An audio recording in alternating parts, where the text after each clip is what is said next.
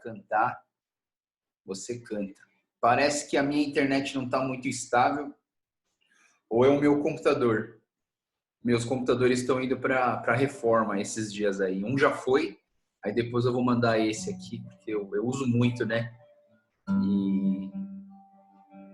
E não sei o que acontece, acho que eu estou usando demais eles. Estou gravando muita coisa, fazendo muita matéria, muita devocional também aqui, né? Mas graças a Deus que eu tenho. Deus tem me abençoado muito. Vamos lá, a gente vai cantar uma música que eu gosto muito, que ela chama Deus é Fiel. Deus tem sido fiel nas nossas vidas. Deus sempre vai ser fiel se você confiar nele, se você deixar a sua vida nas mãos dele. Amém? Deus é fiel, é fiel, acima de todas as coisas eu sei que o meu Deus é fiel. Deus é fiel, é fiel,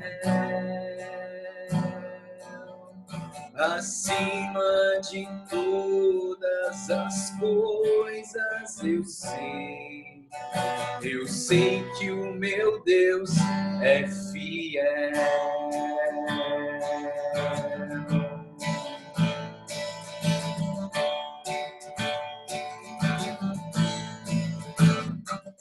Em meio aos muitos problemas, em meio às lutas sem fim, por entre os muitos dilemas que se apresentam para mim, às vezes eu posso passar uma noite inteira a chorar, mas sei que o meu Deus logo pela manhã fará novamente o sol brilhar e encherá de alegria os meus lábios e o meu coração de louvor. Assim vou descansar, sim, eu vou confiar em seu grande e imenso amor. Deus é fiel, é fiel, acima de todas as coisas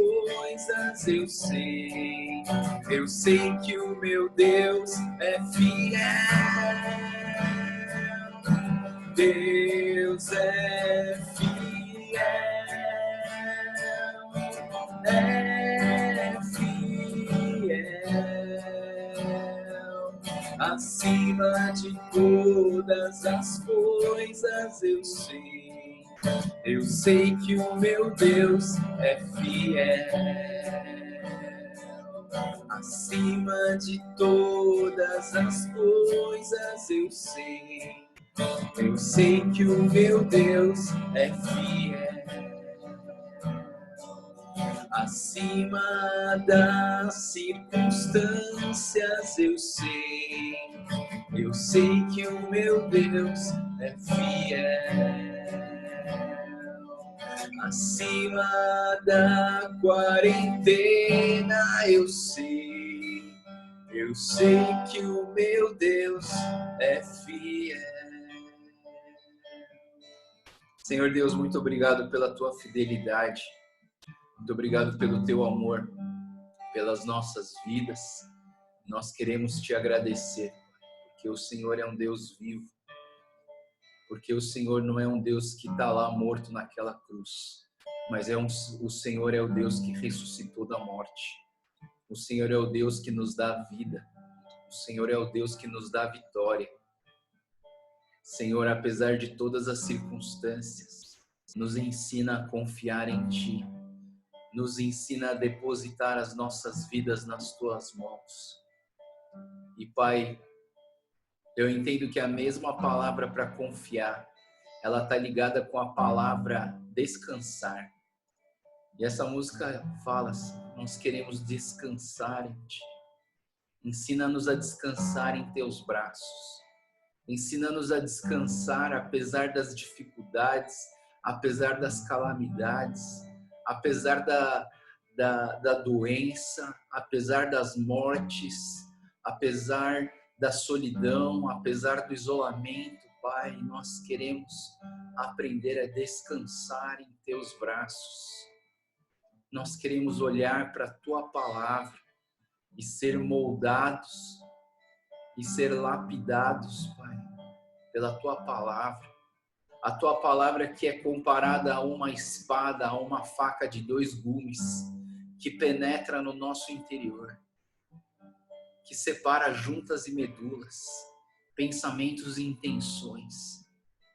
Deus, que a Tua palavra venha fazer uma cirurgia dentro de nós, transformando o nosso coração carnal, transformando a nossa mente endurecida e calcificada por um coração flexível, por uma mente aberta e ensinável.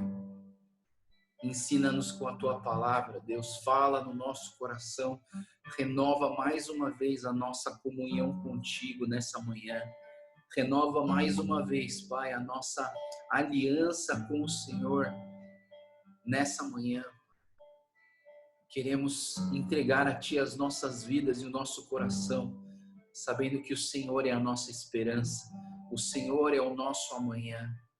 E porque Ele vive, nós cremos no amanhã. E porque o Senhor é vivo, nós cremos no amanhã.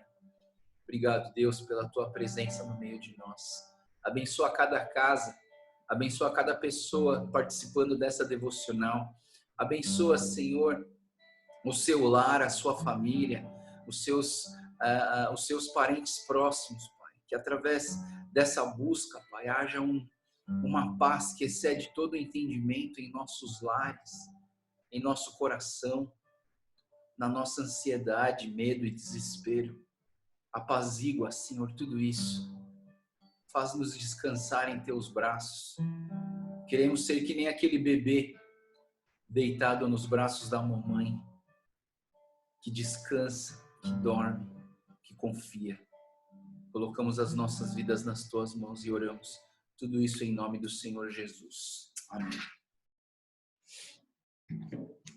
Muito bem, queridos irmãos e irmãs. Vamos para mais uma devocional do dia, né?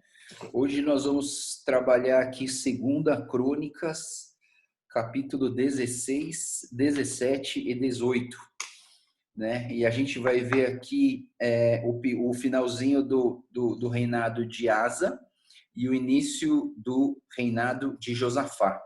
Interessante nós pensarmos que o reino de Asa, ele começou muito bem, né? Mas ele terminou mal. Né? Aqui no nosso texto, a gente verifica que o Asa, quando ele começou o seu reinado, ele realmente teve uma busca, né, por uma pureza, por uma limpeza. Ele promoveu uma limpeza, tirou os altares pagãos, né, e ele fez muitas coisas certas. E a gente vai ver hoje aqui um pecado do rei Asa, e a gente vai ver como ele começou bem e terminou mal, né? Eu tive uma devocional com vocês que eu falei sobre isso, né? Tão importante quanto começar bem é terminar bem, né? Começar bem um projeto, começar bem um relacionamento, começar bem uma vida e terminar bem também é importante. Não adianta você começar bem e terminar mal, né? Aquela filosofia do quase. Você já pensou na filosofia do quase? Quando alguém fala assim, puxa, eu quase ganhei, puxa, eu quase cheguei, puxa, eu quase fiz aquilo ali. Não fez. Se você quase ganhou, você perdeu. Se você quase chegou, você não chegou. Não é verdade? Então é a filosofia do quase, né? A gente gosta de se vangloriar pelo quase, mas nós precisamos sempre entender, tanto começar bem como terminar bem são coisas importantes. Então a gente entra aqui no Rei Asa. O Rei Asa aqui, diz aqui do 36º reinado de Asa, o rei Baasa de Israel atacou o rei Asa, né? E eu não vou falar muito nisso aqui não, pessoal, mas tem um problema de datas aqui nesse versículo 1 do capítulo 16, tá? Eu não vou entrar muito a fundo nisso aqui, porque isso aqui é coisa de teólogo avançado, teologia avançada. Por quê? Porque o 13º reinado de Asa, entrou o rei Baasa, a gente vê que tem uma falha de anos aqui, né? Mas eu não vou entrar nesse detalhe, eu vou prosseguir, porque acho que isso aqui não... Nós não somos teólogos discutindo se o ano está certo ou se o ano está errado e se foi um erro de copista, né? Então vamos prosseguir.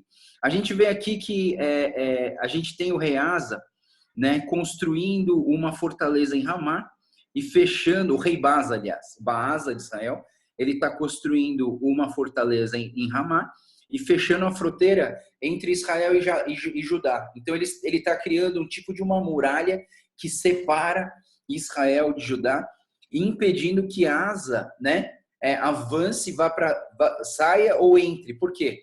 Porque do outro lado tinha um outro rei, um acordo com esse rei Baasa de ilhar o reinado de Asa, né? Aí no versículo 2 e 3 a gente vê que o Asa, ele diz o texto, né, que ele enviou ouro e prata para o rei Ben-Hadad, rei da Síria, e fez um acordo, olha só, ele fez um acordo para que ele quebrasse o acordo com o Baasa e permitisse o Asa sair por um dos lados, porque ele estava cercado, né? E aí, por conta de ter ganho esses presentes, claro, né, o Ben-Hadad uniu-se a Asa e atacou a frente de Baasa, de Israel. E o Baasa, então, ele interrompeu a construção desse muro que separava Israel de Judá, né? E o Asa, então, começou a pegar esse material que estava sendo usado para fazer essa muralha, para fortalecer as duas cidades de Geba e de Mispá. Versículos 7 a 9, então, aparece um profeta chamado Hanani, e o profeta Hanani vem falar com o rei Asa. E ele fala assim: Rei Asa, você pediu ajuda do rei da Síria e não confiou no Deus eterno. E o exército da Síria fugiu. Lembra que os etíopes eram muito maiores e mais numerosos? E você pediu ajuda de Deus e Deus ajudou, mas aqui você não buscou o eterno, né? Lá, né? Aliás, nesse incidente com o rei da Etiópia, você buscou ao eterno e obteve vitória, né? O que eu quero dizer aqui, né? O que o texto quer dizer nesse texto aqui é assim: o Hanani está vindo aqui para dar uma bronca no rei Asa. Por quê? Porque o rei Asa, diante de uma circunstância difícil, ao invés dele buscar a sua confiança no Senhor Deus, ele resolveu fazer aliança com um povo estrangeiro e confiar em uma pessoa, né? E o versículo 10, olha só, o versículo 10 diz que o Asa perdeu a cabeça e mandou prender Hanani e começou a oprimir o povo, né? Então, assim, é interessante a gente entender, vou dar uma paradinha aqui para a gente dar uma pensada no que está acontecendo aqui, né? O Asa, nessa circunstância de estar sendo sitiado pelos povos, ele de uma certa forma teve medo, né? Acho que eu já falei isso, né? Quando a gente reage a uma situação e não responde a uma situação, a nossa reação ela é baseada no medo e a nossa resposta é baseada na nossa confiança no Senhor, né? E o medo de Asa fez ele ter uma reação imediata, confiando na sua própria carne.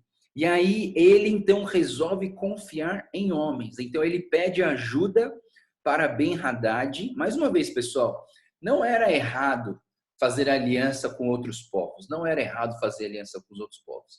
Mas assim, Deus, ele não está olhando simplesmente as nossas atitudes, mas ele está olhando as nossas intenções, né? E aqui, o problema do rei Asa, nesse momento, foi que ele resolveu confiar em homens. Queridos irmãos e irmãs, abra sua Bíblia em Jeremias, capítulo 17. Jeremias fica depois de Isaías. Jeremias, capítulo 17, versículos 5 e 6. Aliás, esse texto aqui está dentro de um texto que a gente já leu várias vezes, e é um texto que vale a pena você ter ele meio que memorizado para a sua vida, tá?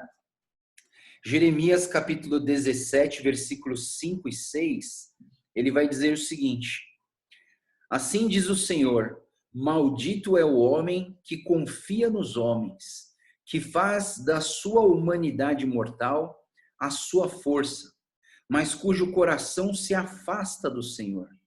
Ele será como um arbusto no deserto e não verá quando vier algum bem. Habitará nos lugares áridos do deserto, numa terra salgada. Né? O que esse texto de Jeremias está querendo dizer? Né? Maldito é o homem que confia no homem.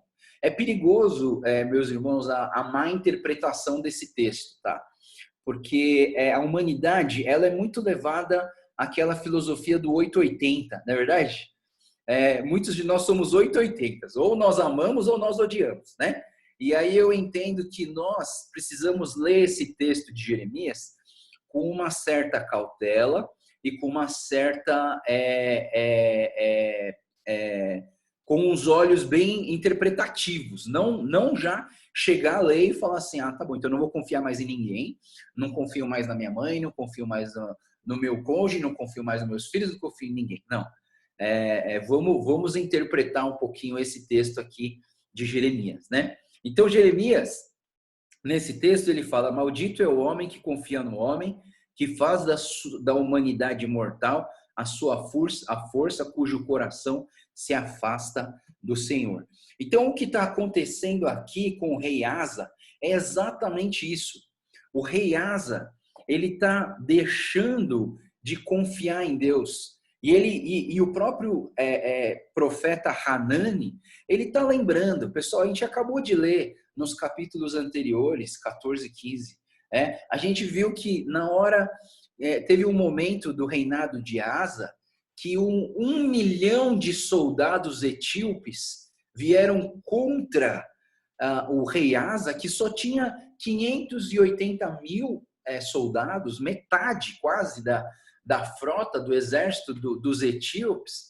E ali, naquele momento de dificuldade, o rei Asa fez o quê? Pôs-se a buscar ao Senhor. E o Senhor esteve com ele e ele venceu a batalha com um menor número de soldados, né? Isso me faz lembrar até a história de Gideão, quando nós lemos Gideão lá em Juízes, né?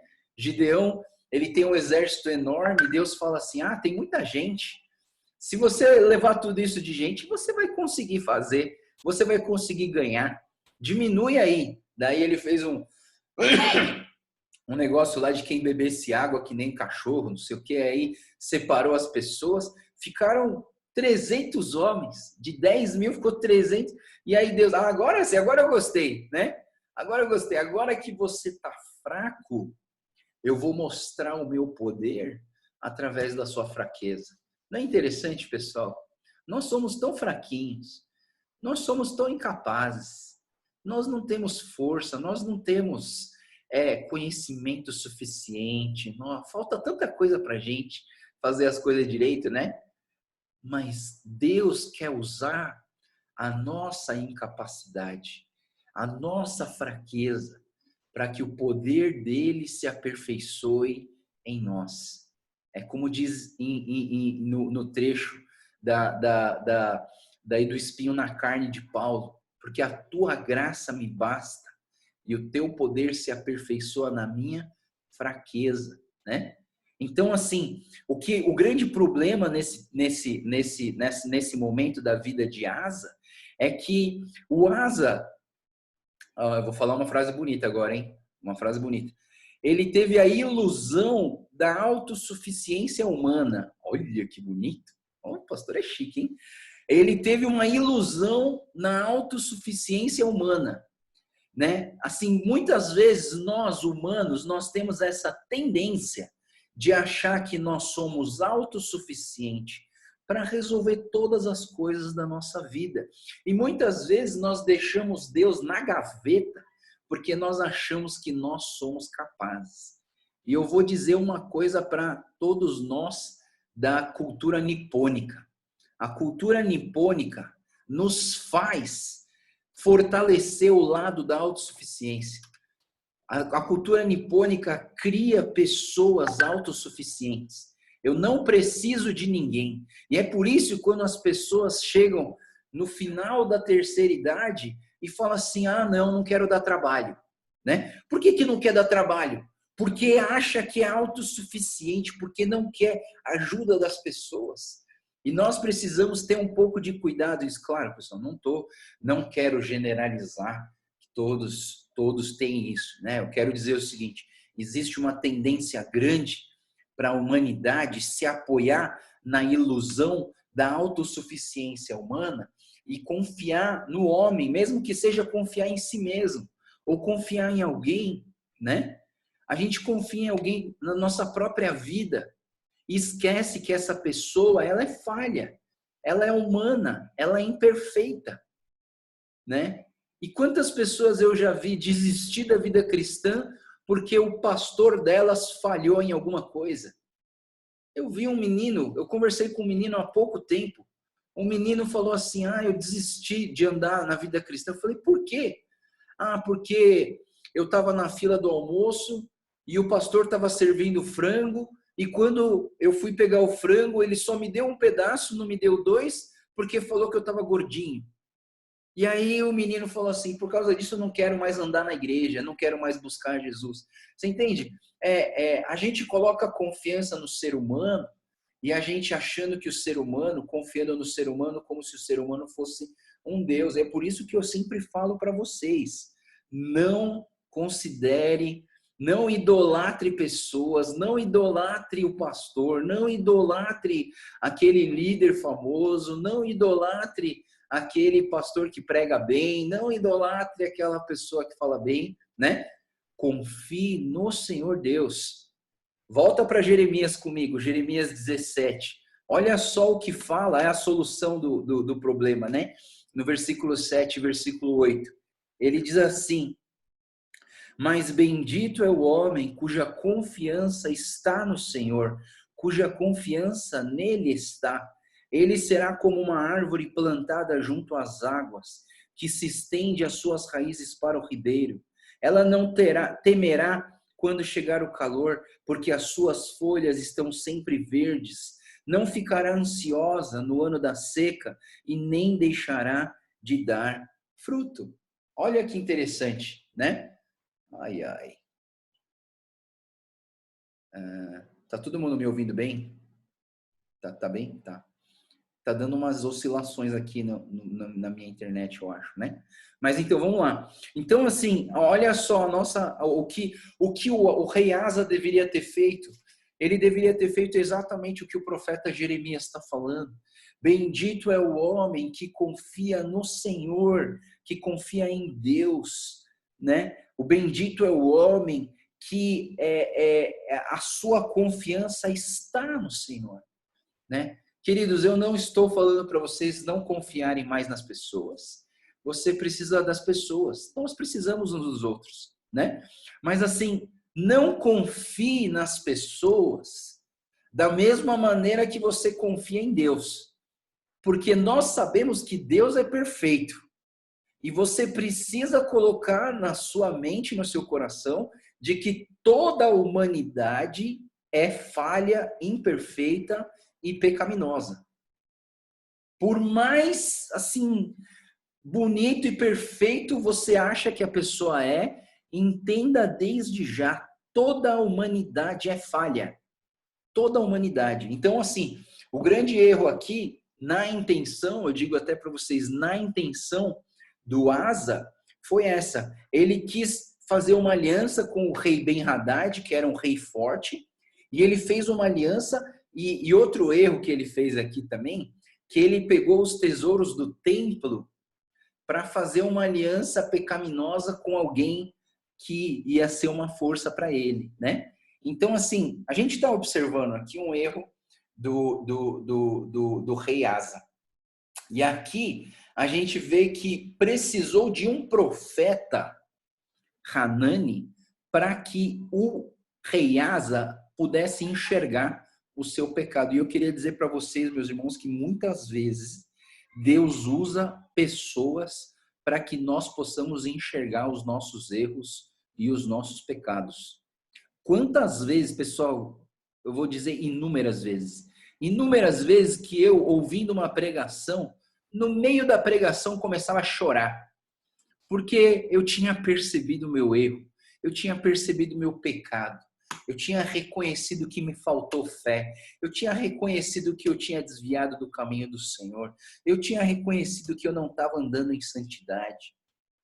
E no meio da pregação, no meio da palavra, eu começava a chorar, porque eu reconhecia o pecado através de alguém. Eu já ouvi alguns feedbacks aqui de pessoas nas nossas devocionais, que no meio da devocional começa a chorar, começa a ser tocado pelo Espírito Santo, começa a reconhecer erro, começa a aprender coisas e começa a falar para Deus assim, muda meu coração, transforma meu coração carnal.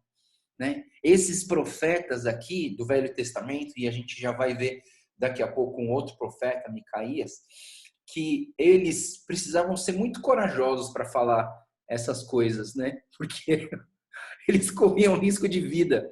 Inclusive o Hanani, nesse momento aqui, a gente vê que no versículo 10, voltando para Crônicas, tá, pessoal? Saindo de Jeremias e voltando para a Segunda Crônicas, né?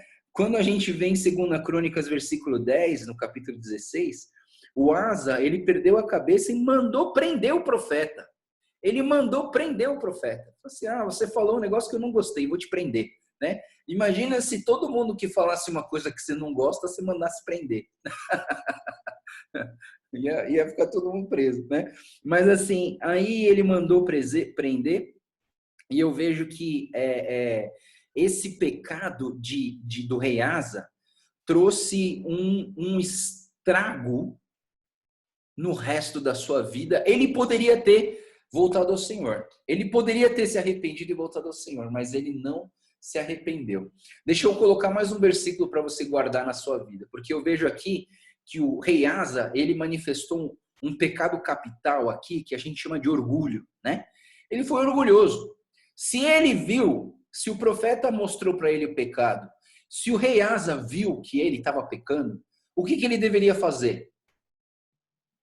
Jogar pano de saco em cima dele, rasgar suas vestes em forma de indignação e falar, pequei contra o Senhor, e chorar amargamente pedindo ao Senhor que Deus limpasse o coração dele, não é verdade?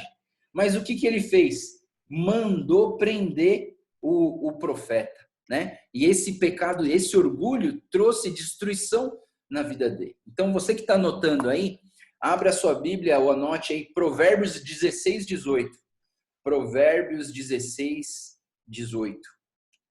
Provérbios 16, 18. Ele vai dizer o seguinte: o orgulho vem antes da destruição, e o espírito altivo antes da queda. Eu vou ler de novo. O orgulho vem antes da destruição, e o espírito altivo antes da queda. Meus queridos irmãos, se no momento onde a confrontação do pecado, você entendeu o seu erro, se você não reconheceu o seu erro, e se você continuar orgulhoso e orgulhosa, achando que você está certo, que a sua da ilusão da sua autojustiça e da sua autossuficiência, a destruição está próxima. a destruição está próxima, né? Então, assim, nós vemos que o rei Asa, nesse momento de orgulho, o que ele fez? O rei Asa, ele endureceu, ele tornou o coração dele endurecido e ele caiu no deserto da incredulidade. Olha, que coisa legal, pessoal. Chegamos aqui na pregação de domingo, né? O deserto da incredulidade. Para quem ouviu a pregação de domingo, eu falei muito sobre o deserto da incredulidade. O rei Asa entrou nesse momento no deserto da incredulidade. Você pode sair desse deserto. Se você crer no Senhor Jesus, você pode sair. Deus vai te dar várias chances para você voltar, né? E eu entendo assim, olhando para essa atitude do rei prendendo o profeta, como que um rei que começou tão bem pode chegar a fazer um negócio desse, não é verdade? O rei começou tão bem. Então, assim, pessoal, não traga essa história longe da tua vida. Não traga, não coloque essa vida. Nossa, como que ele pode fazer um negócio desse? Diga o seguinte: eu preciso tomar cuidado porque eu estou sujeito a cair no mesmo erro. Eu posso cair nesse mesmo erro. Não quero cair na ilusão da autossuficiência. Não quero cair na ilusão da autojustiça. Eu quero ser uma pessoa que confia no Senhor. Amém? Bom, o capítulo termina dizendo que o rei Asa não buscou a Deus. Inclusive, ele ficou doente, ele teve uma doença no pé. E mesmo doente do pé, ele não buscou a ajuda de Deus. Olha, ele tinha...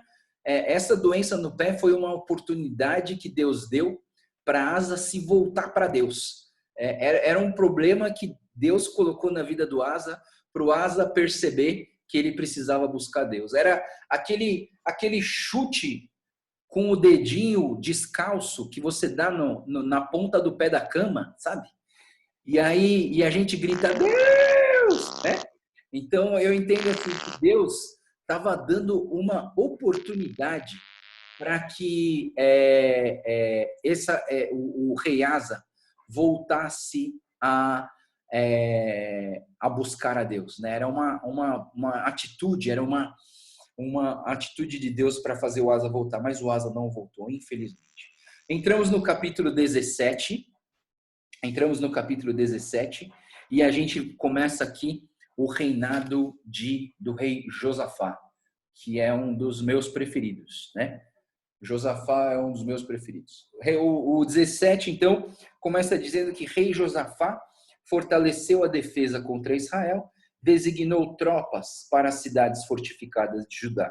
O Eterno estava com Josafá, como foi com seu pai no início. Ele negou os Baalins, que seriam os deuses falsos, buscava o Deus eterno e era obediente. Não intimidou, não imitou Israel, e Deus confirmou a sua bênção sobre a vida de Josafá. Né? Então, olhando para tudo isso aqui, a última coisa nesses primeiros 6 versículos, né? Todos admiravam e o Josafá era muito abençoado, né? Então, assim, algumas coisas que eu queria trazer para a gente nesse texto. Vamos continuar, depois eu trago essa reflexão, né? Versículos 7 a 9, nós vemos aqui que Deus enviou, o Josafá enviou os seus melhores oficiais, os seus levitas e os seus sacerdotes para fazer o quê? Ensinar sobre o livro da revelação do Eterno, que era o quê? O Pentateuco, os livros de Moisés. Então, assim, de outras palavras, o Josafá ele fez algo inovador aqui. Ele mandou os oficiais, os levitas e os sacerdotes espalharem para todos os lugares e fazer um monte de estudo bíblico, um monte de devocional com as pessoas, para que as pessoas pudessem estudar a palavra de Deus, né? Aí no versículo 10 até o 12, houve um forte sentimento de temor a Deus, não só no rei, não só na liderança, mas em todo o povo. Teve um forte senso de temor a Deus. E volto a falar sobre o temor de Deus, né? O que é temer a Deus? Temer não é só ter medo, temer não é só ter respeito, mas temer é 3 coisas. Temer é ter medo, é ter respeito e amar. Eu gosto de definir temor assim, dessa maneira, sabe? É respeito, é medo e é amor. É aquilo que a gente tem pelos nossos pais quando a gente é pequenininho, né? Eu já falei isso para você. É quando as minhas filhas aqui, ao mesmo tempo que elas têm medo, elas têm amor. E ao mesmo tempo que têm respeito, elas têm amor também, né? Então, assim, os pais são autoridade para os filhos.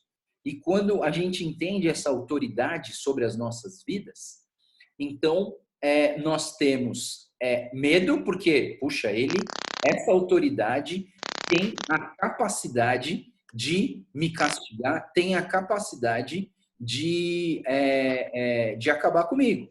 Então, eu tenho um certo medo dessa pessoa, mas eu também tenho respeito, por quê? Porque é uma figura de autoridade sobre a minha vida e eu tenho que respeitar, eu tenho que ser cordial, eu tenho que, o que essa pessoa fala, eu tenho que obedecer, né? Mas também eu tenho amor, né? Eu tenho um amor muito grande pelos meus pais e a gente vê que é mais ou menos isso. O temor, ele tem a ver com essas três coisas: medo, respeito e amor, né? É muito importante a gente entender isso. Então, olha só que interessante. Quando o povo de Deus aqui do reino de Judá se voltou para a palavra de Deus, houve um grande senso de temor ao Senhor em todo o povo. Olha que interessante, pessoal, quando a gente estuda a palavra, quando nós buscamos ao Senhor, vem a nós um senso de temor ao Senhor. E aí a gente até volta, né? Em Provérbios, que diz o quê? O temor do Senhor é o princípio da sabedoria, né? O temor ao Senhor é o princípio da sabedoria. Então, quer ser sábio? Primeiro, tema ao Senhor, né? E para temer ao Senhor, precisa do quê? De ter o conhecimento da palavra, né? Então, você estuda a palavra, o estudo da palavra te dá temor, e o temor ao Senhor, associado com o conhecimento da palavra, gera sabedoria. E nós nos tornamos pessoas sábias. Sábias não porque nós nascemos assim, mas sábias porque é uma sabedoria que vem de Deus, através do acúmulo de conhecimento da palavra, mas o nosso temor, que é amor, respeito, medo, e eu vou colocar mais uma palavra que eu esqueci, fé, né? Temer também é ter fé, né? E fé, e aí você tem sabedoria do Senhor na sua vida, né? E aí a gente vê aqui que Josafá, ele teve uma estratégia, ele usou de uma estratégia. Se você prestar bastante atenção no capítulo 17, você vai perceber que Josafá, ele teve uma estratégia para levar o povo dele a temer ao Senhor. Então, essa estratégia se compõe em três etapas. Olha só as etapas da estratégia do rei Josafá. Se você está anotando, anota aí. A estratégia do rei Josafá para que o povo tema o Senhor, né? Então, é muito interessante. Se você olhar assim, todo o capítulo 17, você vai perceber que o rei Josafá, ele teve dentro da sua estratégia, ele teve três etapas. Primeira etapa, ele decidiu obedecer ao Senhor. Ele decidiu obedecer ao Senhor. Então, quando a gente vê no começo desse texto, a gente vê que o Josafá, ele foi como seu pai no início, não como seu pai no final, como seu pai no início, buscou o Eterno e foi obediente. Obedeceu ao Senhor. Segunda etapa da estratégia do rei Josafá foi eliminar o falso culto.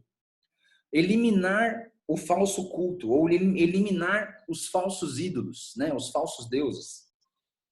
Por quê? Aí ele fez o quê? Ele começou a fazer uma limpeza total da idolatria dentro do povo de Judá, né? Isso, mais uma vez, eliminar o falso culto, na verdade, para nós hoje, seria reavaliarmos em nossas vidas como tem sido a nossa vida de culto ao Senhor. Como tem sido a nossa vida de culto ao Senhor, né? Será que você faz isso de coração? Será que você tem a intenção verdadeira de querer buscar o Senhor, né? Então, assim, olha para o seu coração. E a terceira etapa da estratégia do rei aqui foi o ensino da palavra, né? O ensino da palavra foi, assim, praticamente algo estratégico e fundamental para que Josafá conseguisse criar um povo temente ao Senhor, um povo que confia no Senhor, né? Mais uma vez, o conhecimento da palavra, mais o temor nos dá sabedoria, né? Então, assim, mais ou menos uma lógica que nós precisamos ter em nossas vidas e entender a importância da palavra de Deus para nós, tá? Uma coisa que me chama a atenção em Josafá, que está no final do versículo 6, deixa eu ver como que está escrito aqui na outra Bíblia.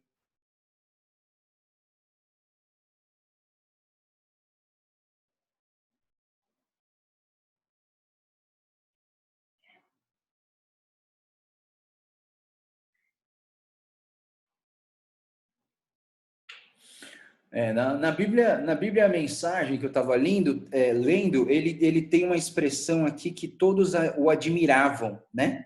E ele foi muito abençoado. Essa questão do todos o admiravam me faz fazer uma reflexão sobre o início da igreja primitiva em Atos 2. Vamos lá comigo, abre a tua Bíblia em Atos 2, versículo 47.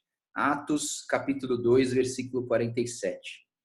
É porque o início do reinado de Josafá, por conta dessa prosperidade, dessas bênçãos que tem acontecido no reino, eu acho que me faz lembrar do início da igreja primitiva e como foi abundante as bênçãos de Deus sobre aquelas pessoas que receberam o Espírito Santo nesse período do Novo Testamento, né? Então, quando em Atos 2, aquele povo que andava com Jesus, eles receberam o Espírito Santo ali presos no cenáculo e como línguas de fogo, eles falavam em outras línguas, né? E ali o Espírito Santo desceu. O versículo 47, o último versículo do capítulo 2, diz assim: louvando a Deus e tendo a simpatia de todo o povo. E eu acho muito interessante esse texto que fala dessa simpatia de todo o povo, né? Em outros textos mais antigos, diz que caíram na graça do povo, né? É interessante essa frase, né? Caíram na graça do povo, ou seja, eles tinham uma boa reputação, eles tinham uma admiração das pessoas que não estavam seguindo a Deus, mas que quando olhavam para eles ficavam admirados, né? E é interessante, isso tem a ver com o nosso testemunho, isso tem a ver com a nossa vida, né?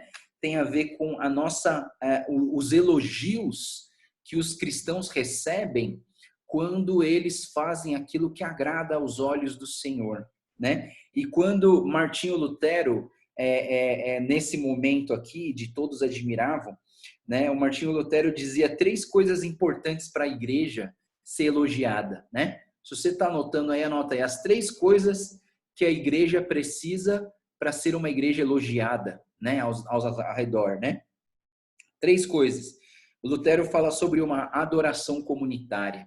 Nós temos que valorizar o nosso culto, valorizar os nossos encontros. E eu entendo que depois dessa quarentena e depois desse Covid, nós vamos dar muito mais valor pelos encontros presenciais, não é verdade? Nós estamos sentindo tanta falta. E assim, quando voltar às reuniões, né? Imagina como que vai ser bom de novo a gente poder se abraçar, né? Eu já estou chorando só de lembrar de poder abraçar cada um de vocês, né? Já me faz chorar, assim, né? A gente vai dar muito mais valor, né, para o presencial. E eu entendo que quando o Martinho Lutero fala que para você ser bem elogiado, para a sua igreja ser elogiado, você precisa ter uma adoração comunitária, né? Você precisa adorar junto, você precisa reunir junto, né? Eu vi uma discussão esses dias, grandes pastores teólogos estavam falando sobre o culto online, né? E que o culto online, alguns falam que não deve chamar de culto online porque a gente não está reunido, né? Mas eu chamo de culto online porque, devido à nossa presente situação, a nossa única maneira de se reunir é assim, né? E de uma certa maneira a gente está aprendendo a lidar com esse 100% digital.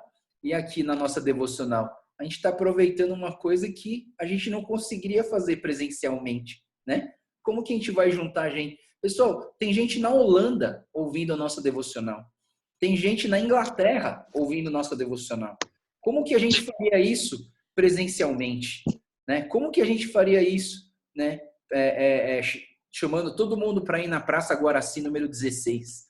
Não ia dar, a gente não ia conseguir, né? Então, assim, eu entendo que a adoração comunitária é algo que tem que ser valorizado na nossa igreja para nós sermos uma igreja elogiada. A segunda coisa, para nós sermos uma igreja elogiada e benquista e caindo na simpatia do povo, é a comunhão verdadeira.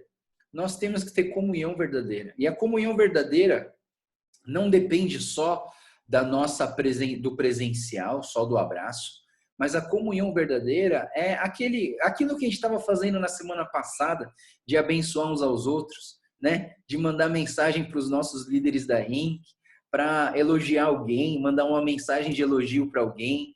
Tudo isso faz com que nós vivamos uma comunhão verdadeira. E por último, Martinho Lutero diz que para nós sermos uma igreja elogiada, nós precisamos proclamar o evangelho ousadamente. Proclamar o evangelho ousadamente. Ou seja, nós não temos que ter medo de falar de Deus para as pessoas. Nós não temos que nos limitar a não falar de Deus para as pessoas porque nós temos vergonha ou porque as pessoas têm medo do que as pessoas vão falar. Mas eu estava até lendo esses dias, né? Que eu estou fazendo um estudo sobre oferta voluntária, a diferença de dízimo e oferta voluntária. Eu tenho estudado um pouco mais sobre isso, né? Para a gente entender com mais clareza essa questão como lidar com as finanças, né? E me fez pensar nessa questão de que muitas vezes a gente lança, tem um texto em Eclesiastes 11 que fala assim: lance seu pão sobre as águas, ele voltará para vocês, né? Outro texto de Isaías 55 diz assim: toda palavra não volta vazia, né? Ou seja, de uma certa maneira a gente está falando, né? Proclame a palavra sem medo, ela voltará em bênção sobre a sua vida, né? A palavra de Deus nunca volta vazia. Talvez para você não veja os frutos, mas você está lançando a semente, não é verdade? A palavra de Deus na parábola da semeadura, né? A semente está sendo lançada. Quem está lançando? Quem está lançando? Somos nós, né? Nós que estamos lançando a semente da palavra. Agora, se ela vai cair num coração endurecido, se ela vai cair num coração espinhoso, se ela vai cair num coração cheio de pedra, aí não é culpa nossa. O nosso trabalho é lançar a semente, é proclamar com ousadia a palavra de Deus. Amém? Bom, esse capítulo 17 termina com a convocação dos soldados excepcionais em Jerusalém e os capitães conforme as famílias. Aí ele fala do capitão Adna, que tinha 300 mil, Joanã, 280 mil, não vou falar mais os números, Amazias, Eliada, Josabade e as tropas das cidades fortificadas. E uma coisa muito interessante, eu acho que isso aqui vale a pena a gente frisar, que todo o comando era comandado pelo rei. Desculpa, pessoal, está tocando minha campainha. Bom dia. Aqui é o Joel. Ok, muito obrigado. Chegou só papel aqui. Desculpa, pessoal. É ao vivo, né? Então, assim, as coisas acontecem.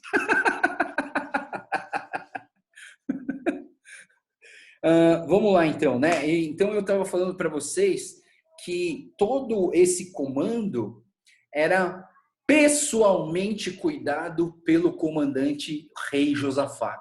Isso me traz, sabe, uma reflexão na minha vida, e você precisa refletir isso na sua vida também, que ser líder é estar junto com as pessoas.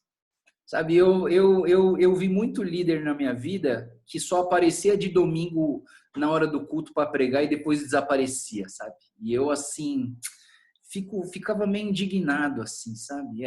Parece que o líder senta num trono e fica lá em cima e ele é intangível e ninguém consegue chegar nele, ninguém consegue falar com ele, ninguém consegue desabafar com ele, compartilhar as tristezas, né? E eu não quero ser assim, não, pessoal. Eu acho que um bom líder é aquele que está lá embaixo com as pessoas, está trabalhando com as pessoas, está puxando cadeira, está esfregando o chão, está fazendo tudo, né? Eu entendo isso. É assim que eu tenho trabalhado com meus jovens, né? Os meus jovens, eu e a minha esposa, nós somos assim. Nós não somos líderes que ficam mandando eles fazer, faz isso, faz aquilo, não. Você quer, vamos fazer junto, né? E eu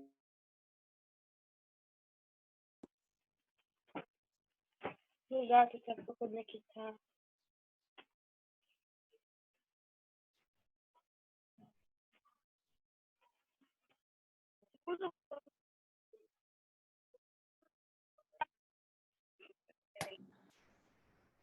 caiu o microfone. Não deu para ouvir. Não deu para ouvir. Agora vocês estão ouvindo? Agora Voltou? Tá. Ó, pessoal, me avisa, hein? Vocês que estão com o vídeo ligado, me avisa a hora que cair, né? Eu só estava dizendo, então, que o líder, eu entendo que o líder bom é o líder que anda junto com as pessoas, que caminha junto com as pessoas, né? E para mim isso é importante. Débora, chegou o negócio da papelaria lá embaixo. Então, assim, vamos lá, capítulo 18, pessoal. Vamos para o capítulo 18 e a gente já vai caminhar para os finalmente. Então, no capítulo 18, a gente vai ver aqui a aliança de Josafá com Acabe, tá? E aí a gente vê aqui que o Josafá, versículo 1 a 3, Josafá era próspero, mas diz aqui, mas por laços de casamento, que o filho de Josafá, acho que casou com o filho de Acabe, ele uniu-se a Acabe, do reino de Israel. Foi visitá-lo, fez uma grande festa. O Acabe fez uma grande festa com a visita de Josafá, mas tinha uma segunda intenção nessa festa, né? Você já foi numa festa que tinha uma segunda intenção, né? Uma pessoa que te chama para o almoço querendo pedir alguma coisa, né? Eu já fui para vários, né? Mas, assim, é interessante que o rei Acabe, então, ele chama o Josafá e ele fala para o Josafá, ô Josafá, vamos junto atacar Ramote Gileade, né, que era um povo, né, estrangeiro e que era a terra de Israel e foi tomada por outros povos. E o Josafá fala assim, beleza, vamos lá, já que a gente está comendo junto, né? Vamos lá. Mas aí no versículo 4, o Josafá diz assim, mas antes, vamos consultar a Deus. Olha só, o rei Acabe é um rei que está desviado do caminho do Senhor. O rei Acabe é um camarada completamente fora, desalinhado, né, de Deus, desconectado com Deus, né? E aí o rei Acabe faz esse convite, mas aí o Josafá é uma pessoa conectada com Deus. E nessa conexão com Deus, ele fala assim, mas antes vamos consultar a Deus. O Acabe reúne 400 profetas dele e perguntou para eles se era para eles irem para a batalha e se eles iam ganhar essa batalha, né? Aí o Josafá falou assim, não, mas eu quero, você está procurando esses profetas aqui, eu quero um profeta do eterno, do Deus eterno, né? Eu quero um profeta de verdade, não esses profetas que você tem aí, tudo desviado aí, né? Eu quero um profeta do eterno. E aí no versículo 7, o Acabe disse assim, tem um profeta aqui, mas eu não gosto muito dele, porque ele só fala coisa ruim, né? Mas assim, Eu entendo o seguinte, né? Se a pessoa é ruim, só vai ouvir coisa ruim mesmo, né? Então, assim, o Acabe, de uma certa maneira, ele só queria andar com gente que concorda com ele. Lembra do que eu falei?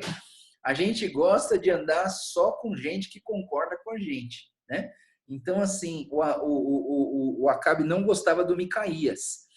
Mas o Josafá falou assim, não, você não pode falar assim com o profeta. O cara é um profeta de Deus, né? O Josafá tinha esse senso de unção, né? O profeta, o sacerdote e o rei eram as três pessoas ungidas por Deus nessa época, né? E o profeta, ele tinha unção. Então, assim, não pode falar desse jeito com o profeta. Aí, no versículo 12, calma aí. No versículo 8, mandaram chamar o Micaías. No versículo 9 a 11, enquanto eles foram buscar o Micaías, os profetas de Acabe falaram que eles venceriam, que eles tinham ouvido do Eterno, que eles venceriam com chifres de ferro e eles sairiam vitoriosos dessa batalha. Aí, versículo 12, o mensageiro que foi chamar o Micaías, o mensageiro disse o seguinte: ô Micaías, é o seguinte, estão te chamando lá para falar com 2 reis, tem 2 reis juntos lá. E eu vou te dar um conselho, viu, seu Micaías? Fala coisa boa. Interessante isso, né? Não vai discordar do rei Acabe. Fala coisa boa. Aí, tipo assim, né? O Micaías foi, no versículo 13, e o Micaías, ele fala assim, não, eu vou falar o que o Eterno me disser. No versículo 14, o Micaías, então, chega lá para os reis e o Micaías confirma aquela frase dos profetas, dos 400, né? Vá, o Eterno, você terá vitória e o Eterno entregará nas suas mãos. Versículo 15, a gente vê que o rei disse o seguinte: eu sempre peço e você nunca fala a verdade. Fala a verdade. Interessante, né? O Acabe falou assim, fala a verdade. E aí o versículo 13, calma aí, 15, versículo 16, o Micaías então falou assim, bom, então eu vou dizer. E aí no versículo 16 ele começa a dizer assim, vi todo Israel espalhado como ovelha sem pastor, não há o que fazer, voltem e façam o melhor que vocês puderem. O Acabe, versículo 17, o Acabe volta para o Josafá e diz assim, eu não falei para você que esse profeta só fala coisa ruim? Interessante, né, que o Acabe confirma que ele tinha falado do Micaías. Aí o versículo 18 a 21, acho que é um texto muito importante e eu acho que a gente precisa tomar um certo cuidado do versículo 18 ao 21, tá, pessoal? Versículo 18 a 21, Micaías fala assim, eu não terminei ainda, tem mais coisa para falar. E ele diz assim, eu vi o Eterno em seu trono e todos os anjos do exército celestial. O Deus Eterno perguntou, como podemos enganar Acabe para ele atacar Ramote e Gileade? Um anjo, né? Diz um espírito ou um anjo diz, eu enganarei. Aí o Eterno diz, como? Eu farei com que os profetas mintam. O Eterno que decretou essa calamidade. E aí, dentro dessa palavra de Micaías, na verdade, eu tava lendo esse texto e dando risada, né? Porque o texto que a gente está lendo, como que a gente enxerga que o próprio Deus está perguntando para os seus anjos? Como que a gente vai enganar o rei Acabe? Você entende? Você entende a gravidade da coisa, né? Como que Deus pode querer enganar alguém, não é verdade? E aí um anjo do Senhor chega e fala assim, já sei, deixa que eu engano. Aí o Eterno fala assim, Deus, como? Aí o anjo fala assim, é só eu fazer os profetas do Senhor mentirem para o rei Acabe. Eu e a Débora, a gente estava lendo esse texto dando risada, né? Porque como que Deus pode fazer um negócio desse, né? E aí eu falei para a Débora assim, como que eu vou falar bem de Deus aqui num texto desse, né? Mas assim, por isso que eu queria falar com vocês, pessoal. Vamos tentar interpretar isso aqui com os olhos bíblicos. Vamos tentar interpretar isso aqui com os olhos da palavra de Deus, tá? O que a gente pensa quando a gente olha, e os comentários dizem, quando a gente olha para esse texto, é o seguinte: olhando para o Acabe, ele conhecia a verdade e ele decidiu não buscar a Deus. Ele conhecia a verdade e ele se auto-enganou, achando que outros deuses poderiam ser a força dele, né? Então, assim, a própria esposa dele, né, foi uma pessoa que levou ele para o mau caminho, né? E aí eu vejo, assim, que, de uma certa maneira, o que esse texto aqui, num geral, nos diz o seguinte: você colhe aquilo que você planta. O Acabe, ele plantou menosprezo por Deus. O Acabe plantou insubordinação a Deus. O Acabe plantou ingratidão a Deus. E é isso que ele está colhendo. Então, assim, quando a gente vê esse texto absurdo que Micaías está declarando aqui para os reis, a gente vê que, na verdade, o Acabe, ele está colhendo aquilo que ele plantou. É a mesma coisa que Jacó, sendo um enganador, ele colheu o quê? O Labão, que foi um enganador pior do que ele, né? É a mesma coisa que a gente vê Saul. Lembra quando Saul, ele foi buscar uma médium, né? Uma espírita, e ele pediu para falar com o espírito de Samuel, já tinha morrido, e o espírito de Samuel aparece. Ou seja, quem busca o errado recebe coisa errada, né? E eu digo até para vocês assim, que até o errado pode ser um instrumento de Deus para tentar consertar a tua vida, para você ter mais uma segunda chance de perceber os seus erros, de você reavaliar os seus erros, de você poder voltar para os caminhos do Senhor, né? Então eu vejo que essa historinha absurda de Deus tramando contra o Acabe, na verdade era exatamente o que Acabe estava colhendo por aquilo que ele plantou na sua vida. E eu digo para vocês, meus irmãos e minhas irmãs, aquilo que você planta hoje, você vai colher daqui 10 anos. Então nós precisamos entender, nós precisamos enxergar. Talvez, se você der uma paradinha na sua vida e olhar para 10 anos atrás, o que você estava fazendo em 2010? Quais eram as suas atitudes? Quais eram as suas buscas? Em que você estava investindo em 2010? Hoje, em 2020, você está colhendo. A gente colhe aquilo que a gente planta. Se você plantou ali insubordinação e plantou menosprezo por Deus, ingratidão, o que você vai colher hoje vai ser desgraça, né? Então, assim, eu entendo que dentro desse texto, não que Deus seja um enganador, não que Deus faça o pecado para, né? Não, mas simplesmente porque Acabe, ele estava colhendo aquilo que ele plantou, né? Então, tá, depois que o Micaías disse todas essas palavras, o Zedequias, que era um dos 400 profetas do Acabe, ele dá um soco na cara do Micaías, né? E faz uma pergunta para o Micaías: como que o mesmo espírito que falou comigo pode falar uma coisa completamente contrária com você, né? Então aqui é uma briga de profetas, né? Se um profeta falou uma coisa, o outro profeta falou outra. O primeiro profeta foi lá e deu um soco na cara do segundo profeta e falou assim: a gente está tendo uma contradição aqui, né? E estava realmente tendo uma contradição. Mas aí o Micaías, ele diz para o Zedequias o seguinte: você saberá o que vai acontecer quando você estiver apavorado procurando um lugar para se esconder. E aí a gente sabe que, a gente já leu o livro de Reis, a gente sabe o que aconteceu, né? Teve aquela questão da cidade sitiada, aqueles leprosos, tal. Mas aí a gente não vou me deter muito nessa história, que ela já está em Reis, né? Versículo 25 e 26 diz que o Acabe mandou prendê-lo a pão e água. Então o Acabe teve aquela mesma atitude do rei Asa, de pegou o profeta e prendeu ele porque ele não falou aquilo que ele queria, né? E eu vejo isso, sabe, pessoal?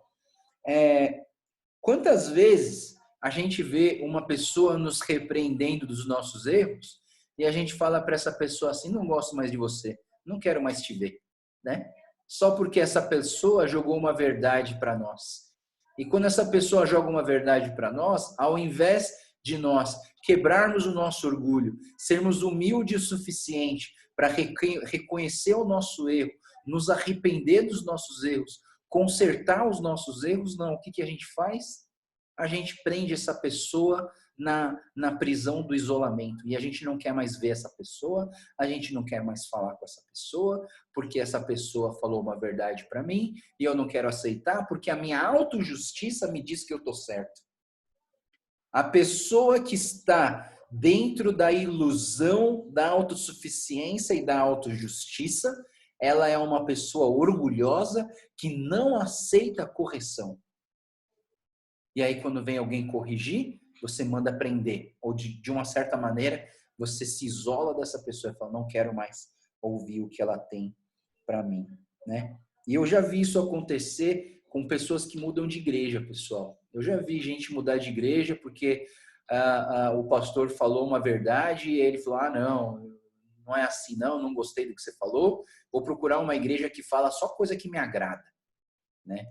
Então, assim, só eu entendo assim que o nosso coração não caia nessa ilusão da autojustiça, da autossuficiência e do orgulho nas nossas vidas, né?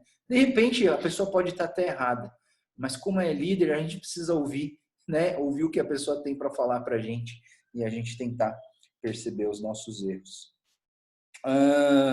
O Acabe, então, vem essa palavra para os Edequias, versículo 25 e 26, o Acabe manda prender o Micaías, e o versículo 27, olha só a frase do Micaías, né? Ele chega para o rei Acabe e diz assim, se você voltar inteiro dessa batalha, é porque eu não sou profeta do Eterno. Interessante, né? Essa ousadia, né?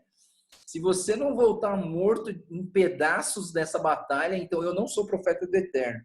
E ele era profeta do Eterno mesmo, né? Porque quando ele, do 28 em diante, então, a gente vê que o Josafá e o Acabe foram para a batalha, e tem aquela história que o Acabe vai disfarçado e o Josafá vai com roupa de rei.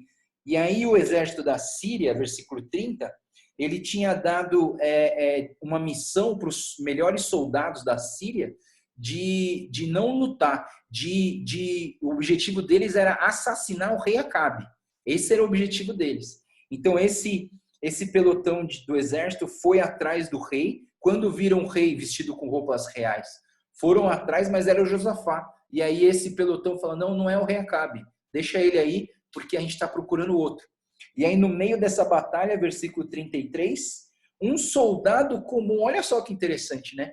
Um soldado comum, ele lança uma flecha para o nada, sem direção nenhuma, e essa flecha entra nas frestas da armadura do Acabe, né?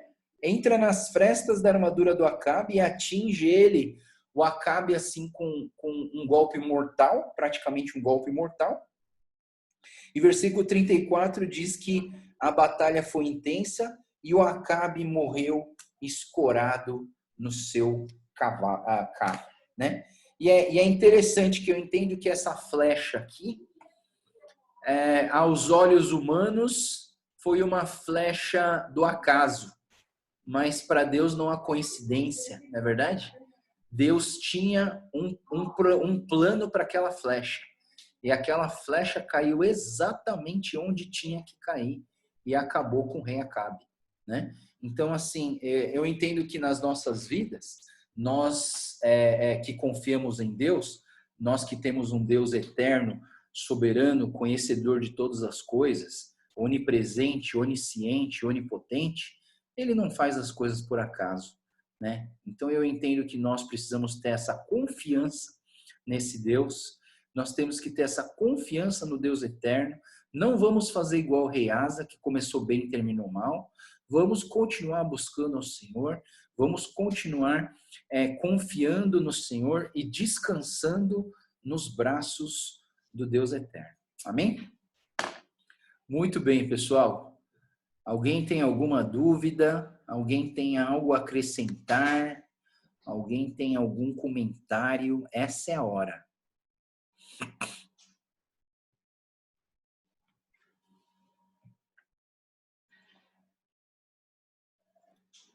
Pastor, só eu que falo, mas eu acho que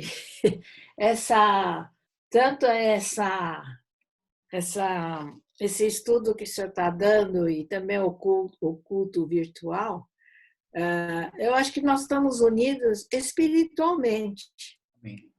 Não é uma coisa que está assim tudo separado, mas quando a gente liga o computador para assistir, eu acho que o nosso espírito está unido com todos. Então, a gente, quando vê o rosto das pessoas, a gente se sente feliz. Eu até choro, mas esse chorar é a alegria que o Espírito Santo traz para cada um de nós.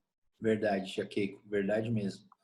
É que assim, como o virtual, né, essa coisa do 100% digital, muda um pouco da tradição da igreja, né? E aí eu acho que por isso que alguns pastores eles se sentem mal, falam assim, não vamos chamar isso de culto não, é só um encontro, sei lá. Mas para mim é culto, né? Porque você tem duas formas de culto, né? O culto congregacional e o culto pessoal. Quando você lê Romanos capítulo 12, 1 e 2, que ele fala do vosso culto racional, esse culto racional é o seu culto pessoal com o Senhor. Mas o culto congregacional é um culto de pessoas que estão numa conexão, né? Ela pode ser presencial ou ela pode ser virtual. Então eu entendo que para mim é culto, né? Para mim é culto e está sendo bênção. Muito bom. Alguém mais quer fazer algum comentário? Quer falar alguma coisa? Quer acrescentar alguma coisa que eu esqueci de falar? Claudinha? Eu de novo. Bom dia. Bom Eu dia, só Claudinha. queria perguntar, porque o Josafá ele se juntou com esse rei Acabe aí, rei ruim aí, né? Mas se ele estava assim errado e isso não agradava a Deus, o Josafá foi conivente com o rei Acabe, não? Sim, sim. Olha só que interessante, Claudinha, você me fez lembrar de uma anotação que eu esqueci de fazer aqui. Eu esqueci de falar essa anotação. A Claudinha falou uma coisa muito certa. Pega a sua Bíblia, pessoal, abre em 2 Coríntios capítulo 6. 2 Coríntios capítulo 6. Segunda carta de Paulo aos Coríntios, capítulo 6. Eu tinha anotado isso aqui, esqueci de falar. Olha, obrigado, Claudinha.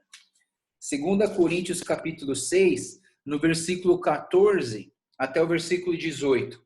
2 Coríntios, capítulo 6, verso 14 até o verso 18.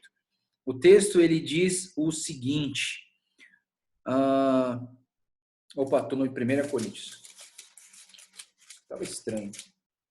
2 Coríntios, capítulo 6, verso 14. Diz assim: não se ponham em julgo desigual com descrentes, pois o que tem em comum a justiça e a maldade, ou que comunhão pode ter a luz com as trevas, que harmonia entre Cristo e o Belial, que há de comum entre o crente e o descrente, que acordo há entre o templo de Deus e os ídolos, pois somos santuários do Deus vivo, como disse Deus, habitarei com eles, e entre eles andarei, serei o seu Deus, e eles serão o meu povo. Versículo 17. Portanto, saiam do meio deles e separem-se, diz o Senhor. Não toquem em coisas impuras, e eu os receberei. E lhes serei pai, e vocês serão meus filhos e minhas filhas, diz o Senhor Todo-Poderoso. Né? Então, quando a Bíblia fala sobre esse jugo desigual, a gente costuma usar esse texto para falar para as pessoas, para os jovens não namorarem com não cristãos, né? Ou para não casar com não cristãos, né? Mas assim, é algo que a gente aconselha antes de casar. Casou, tá casado, né? Mas eu entendo o seguinte, que esse jugo desigual, o jugo era o quê? Era uma madeira que colocava entre dois bois para puxar o arado, né? E aí o que acontece? Se você colocar um boi e um jumentinho, o negócio vai ficar torto e não vai ser eficiente. Não vai conseguir alcançar o objetivo correto, né? Então, assim, esse texto de 2 Coríntios está falando assim, que comunhão que há com aqueles que vivem em Deus, com aqueles que não vivem em Deus. É claro que a gente vai viver com os que não conhecem a Deus para a gente evangelizar eles, para a gente levar a palavra para eles. Nós não vamos deixar de ser amigos das pessoas que não são crentes, mas aqui a gente está falando sobre sociedades. A gente está falando sobre eu falei sobre o culto ecumênico. Lembra que eu falei do culto ecumênico? A gente não pode fazer sociedades, alianças com pessoas que têm uma crença completamente diferente da nossa. Não tem como a gente fazer aliança com gente que tem uma crença completamente diferente da nossa. Então eu penso que associações como um casar com o outro é uma associação eterna, né? Então tem que tomar cuidado com isso. Isso é colocar em jugo desigual. Inclusive, esse foi o pecado de Josafá. Josafá, ele errou nesse ponto de ser conivente com o rei Acabe. Apesar de uma coisa que ressalta aqui nessa história é que ambos os povos, eles estão dentro do povo de Israel. O povo de Israel está dividido, porém eles são irmãos, né? Então, assim, a gente pode entender o seguinte, né, Claudinha? Talvez isso até ajude um pouquinho nesse pensamento, né? Eles são irmãos, só que um está desviado. Mas no começo eles tinham o mesmo Deus. Você entende? Então, assim, sim, Josafá, ele está errado? Ele está sendo conivente com os erros de Acabe? Eu acho que sim, mas o erro não é tão grave quanto aquele pecado intencional do rei Asa, que se aliou ao rei Ben-Hadad da Síria porque ele não confiou no Eterno. Josafá, de uma maneira diferente, ele se associou com o irmão desviado, mas ele continuou confiando no Deus Eterno, né? Inclusive, ele fala assim, não, procura um profeta que antes de tomar uma decisão, nós precisamos consultar o Eterno, né? Então, existe uma certa diferença, né, entre o rei Asa com o rei Josafá. Por sinal, os dois fizeram aliança de jugo desigual, mas de uma certa maneira a gente pode entender que o Josafá fez uma aliança com um irmão dele que estava desviado. E talvez a possibilidade, né, de que o Acabe se convertesse dos seus maus caminhos por uma influência de um irmão que anda no caminho certo, né? Então, assim, mas eu entendo, Claudinha, eu até tinha anotado isso para falar sobre esse culto, esse jugo desigual, que é algo muito importante. Nossa, Claudinha, muito obrigado. Se você não tivesse falado, ia passar reto esse aqui.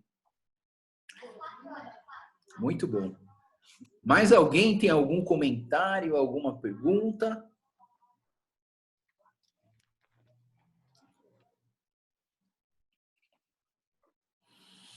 Ok. Amanhã a gente vai começar o estudo bíblico cantando Sonda-me, Senhor, da Aline Barros, tá bom? Que foi um pedido da tia Quioca e da Maria Helena, tá? Amanhã a gente vai cantar Sonda-me aí. Quem quiser escolher para outro dia, você escolhe, tá bom? Vamos orar? Vamos terminar esse período aqui. Qualquer coisa vocês me escrevem e a gente conversa depois, tá bom? Senhor Deus, muito obrigado pela tua presença nas nossas vidas. Muito obrigado pela tua palavra que atinge o nosso coração. E Deus, nós queremos colocar aqui a nossa saudade do encontro pessoal com os nossos irmãos. Nós somos uma igreja que valoriza muito o presencial, o abraço, o carinho uns com os outros, o comer juntos. E a gente não está podendo durante tantos domingos, tantos finais de semana, quase 9 finais de semana que a gente não pode se encontrar. Mas, Deus, obrigado pela tecnologia, porque pelo menos a gente pode se ver nessas devocionais e no culto digital. E eu peço, Deus, que o Senhor continue abençoando e cuidando de nós, para que quando acabar essa pandemia nós possamos nos encontrar novamente e viver em comunhão verdadeira. Te agradecemos e pedimos tudo isso em nome do Senhor Jesus. Amém. Amém. Deus abençoe, meus irmãos, minhas irmãs. Tenham um bom dia. A gente se vê amanhã, tá bom? Tchau, tchau, pessoal.